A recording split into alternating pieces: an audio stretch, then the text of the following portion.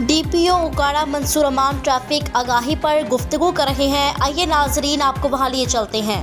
तमाम यूनिवर्सिटी के स्टूडेंट्स यहाँ पे खड़े हुए हैं, हमारे इंटर्नीज भी हैं। तो जिस बारे में मैं बात करना चाहता हूँ वो है कि जो ड्राइविंग है ये हमेशा विद लाइसेंस होनी चाहिए। अब जबकि हमने लाइसेंस के प्रोसेस को भी इंतहाई आसान कर दिया है, उसके बाद जो है वो ड्राइविंग लाइसेंस के बगैर ड्राइविंग करना इज़ अ क्रिमिनल एक्ट।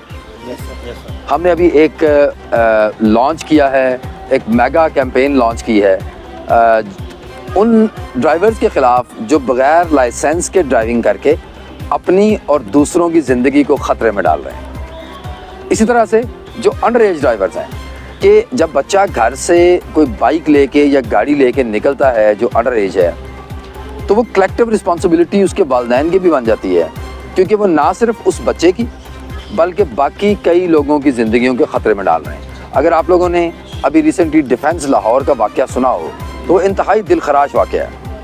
हम उस किस्म का वाक़या मज़ीद नहीं होने देंगे इंशाअल्लाह, इसलिए सख्त क्रैकडाउन होगा।